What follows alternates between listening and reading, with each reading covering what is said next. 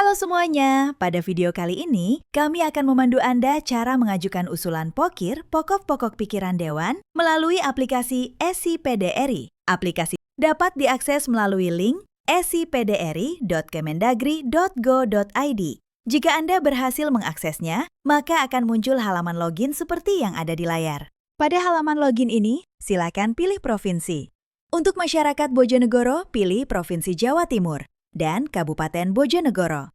Oh iya, jika pilih provinsi ini tidak muncul, pastikan pengaturan tanggal dan jam pada laptop _HP Anda sudah sesuai. Kemudian isikan username dan password kamu. Jika dirasa sudah sesuai username dan passwordnya, klik tombol login. Kemudian akan muncul verifikasi CAPTCHA, silakan diisikan sesuai dengan gambar yang ada. Kalau sudah sesuai, klik tombol cek untuk lanjut ke tahap pilih tahun. Pada halaman pilih tahun ini, silakan pilih tahun 2027.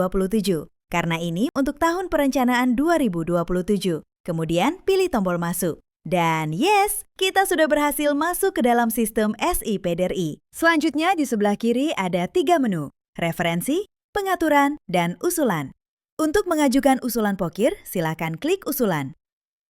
Kemudian, klik usulan POKIR, setelah itu akan muncul halaman usulan POKIR. Untuk mengajukan usulan, pastikan jadwal input usulan aktif atau sedang berlangsung. Oke, kita mulai untuk mengajukan usulan. Pertama, kita klik tombol tambah usulan. Maka akan muncul pop-up form tambah usulan. Silakan diisikan mulai dari kamus, usulan, permasalahan yang terjadi, volume koefisien, peta lokasi, alamat lokasi, pilih Kabupaten Bojonegoro, file proposal, dan foto. Kita detailkan satu persatu. Kita pilih kamus usulan. Di kamus usulan ini, silakan dicari dan disesuaikan dengan permasalahan Anda.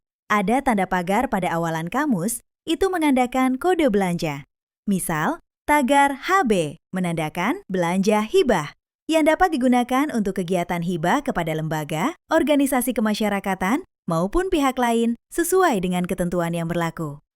Berikutnya, tagar bansos menandakan belanja bantuan sosial. Kamus dengan kode tagar bansos digunakan untuk usulan bantuan kepada individu, keluarga, kelompok, atau masyarakat yang bertujuan melindungi dari risiko sosial. Selanjutnya, tagar modal digunakan untuk belanja modal, yaitu kegiatan pembangunan atau pengadaan aset yang manfaatnya lebih dari 1 tahun, seperti pembangunan infrastruktur, gedung, maupun pengadaan peralatan dan mesin. Tagar barjas digunakan untuk belanja barang dan jasa, yaitu kegiatan operasional yang bersifat habis pakai atau berupa jasa dan tidak diserahkan kepada masyarakat, seperti pelatihan, sosialisasi, sewa, dan jasa lainnya. Sementara itu, tagar barmas digunakan untuk barang yang diserahkan kepada masyarakat, yaitu pengadaan barang yang hasilnya diterima langsung oleh masyarakat atau kelompok masyarakat, sesuai dengan tujuan program dan ketentuan yang berlaku. Oke, misal kita pilih kamus usulan, rehabilitasi sarana pendidikan keagamaan, TPA_Madin, dengan tagar HB Hibah. Permasalahnya, kita isi kurangnya ruang kelas untuk belajar keagamaan. Peta lokasi, pastikan Anda memilih pin lokasi sesuai dengan lokasi yang diusulkan, untuk memudahkan proses verifikasi lapangan. Anda bisa klik tombol plus dan min untuk zoom in dan zoom out. Untuk pengisian alamat, mohon diisi secara lengkap dan jelas. Apabila usulan berasal dari lembaga, harap mencantumkan nama lembaga yang bersangkutan. Selanjutnya, tuliskan alamat secara spesifik dan berurutan, dimulai dari nama jalan atau gang, RT, RW, desa, hingga kecamatan. Selain itu, mohon cantumkan nomor handphone atau WhatsApp yang dapat dihubungi, guna memudahkan proses klarifikasi dan verifikasi usulan.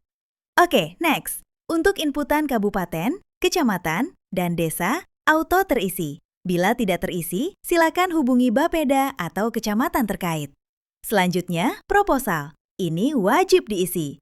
Standar isi dari proposal pertama, ada surat permohonan kepada kepala daerah atau dalam hal ini bupati, mengetahui kepala desa dan camat, tembusan OPD teknis dan Bapeda.